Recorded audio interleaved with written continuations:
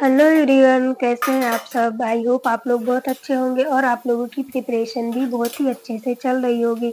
तो मॉर्निंग में ना मेरा कभी कभी मॉर्निंग का रूटीन बहुत ही ज़्यादा बिजी हो जाता है, इस वजह से मैं वीडियो भी शूट नहीं कर पाती हूँ।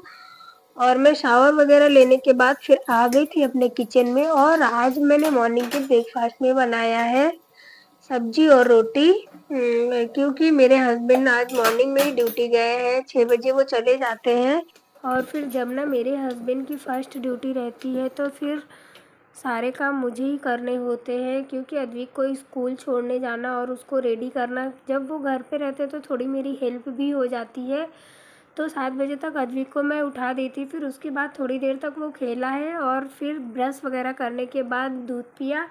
फिर मैंने उसको शावर दे दिया था और फटाफट से मैंने ड्रेस पहना दी।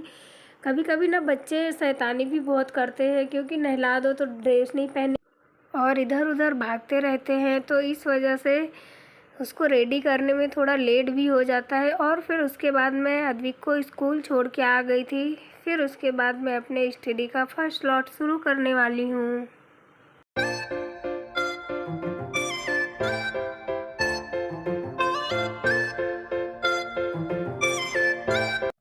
और मैं सीडीपी के कुछ नोट्स बनाई थी, तो उसी को रिवाइज कर रही थी।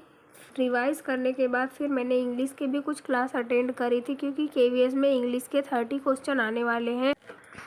और आज एलटी ग्रेड की भर्ती का एक नया विज्ञापन जारी हुआ है, तो मैं इसमें आप लोगों को बता दूं कि इसमें कौन कौन लोग फॉर्म भर सकते हैं, बीएड या डीएड वाले। और एलटी ग्रेड की वैकेंसी को हमें बहुत दिनों से लोगों का इंतज़ार था। अगर हम बात करते हैं पद की, तो इसमें 7,466 पद हैं, जिसमें पुरुष के लिए 4,860 पद हैं और महिला के लिए 2,525 है। और इस बार एलटी ग्रेड में एक नया बदलाव भी हुआ है, जिसमें 2 पेपर होंगे, फर्स्ट और सेकंड। और इसका फॉर्म 28 जुलाई से भरा जाएगा। इंटरव्यू इसमें नहीं होगा। और कौन कौन इसमें फॉर्म भर पाएंगे, जो लोगों ने ग्रेजुएशन और बीएड किया है वह इस फॉर्म को फिल कर सकते हैं।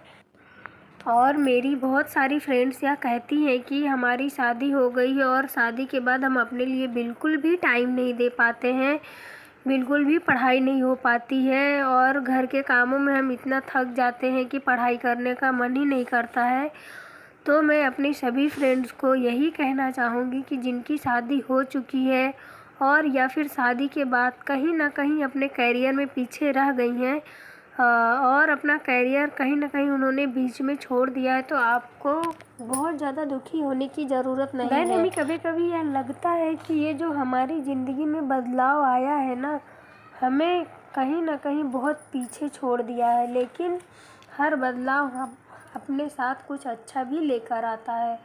और अगर हम अपने आप को लगातार कॉम्पिटिटिव रखेंगे, कुछ ना कुछ नया सीखते रहेंगे, हम अपने स्किल को इम्प्रूव कर रहे हैं, तो अपॉर्चुनिटी की कमी नहीं है। हम जो अपने दिमाग में निगेटिव माइंडसेट बना लेते हैं ना, कि इन सब लोगों की वजह से हमारी ज़िंदगी में ऐसा हुआ है, हमारी ज़िंदगी में वैसा हुआ है, हमें उस माइंडसेट से बाहर आना होगा। स्टार्टिंग से जब हम मेहनत कर रहे होते हैं और लोगों को हमारा एफ़र्ट नहीं समझ में आ रहे होते हैं, और हम लोगों की एक्सपेंशन पूरी करने में लगे रहते हैं, तो लोग हमसे गुस्सा होते हैं।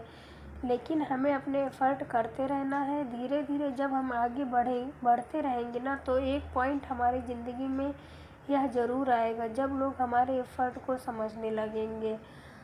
तो यह हम पर डिपेंड करता है कि हम अपने सपनों को चकनाचूर होने देते हैं या फिर उसको एक नई शुरुआत देते हैं।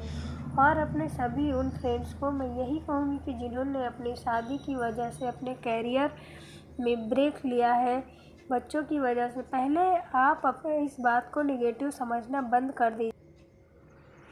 जब तक हम अपने अंदर एक कमी समझते रहेंगे कि मेरा करियर ब्रेक हो गया है, अब मैं क्या करूं, मैं तो कुछ कर ही नहीं सकती, तब तक हम खुद भी उससे बाहर नहीं आ पाएंगे। सबसे पहले आप इसको निगेटिव सोचना बिल्कुल भी बंद कर दीजिए और उसको पॉजिटिव सोचिए कि आपने इस दौरान भी बहुत कुछ सीखा है। क्योंकि जो हम अपने पर्सनल लाइफ से सीखते हैं वह अपने करियर की लाइफ से हम कभी नहीं सीख पाते हैं। तो आपने अपने पर्सनल लाइफ से बहुत कुछ सीखा है और बहुत कुछ आगे बढ़ी भी है। अब आप अपने करियर में एक नई डायरेक्शन देने के लिए रेडी हो जाइए। अगर आपकी लाइफ में ब्रेक हो गया है ना तो यह गलत नहीं है, लेकिन जब आप ब्रेक ले रहे हो तो यह आप निश्चय कर लीजिए कि आप पूरी तरह से कट आउट ना हो जाएं। और अगर आपके अंदर जो भी स्किल है ना तो उस पर आप ज़रूर वर्क कीजिएगा, चाहे वो आप स्टडी को लेकर या तो फिर किसी और काम में आपको इंटरेस्ट है तो आप उस पर ज़रूर ध्यान दीजिएगा। और अगर आप लोगों को मेरी वीडियो अच्छी लगती है तो प्लीज़ मेरे चैनल को लाइक शेयर सब्सक्राइब ज़रूर कर दीजिएगा। Bye bye.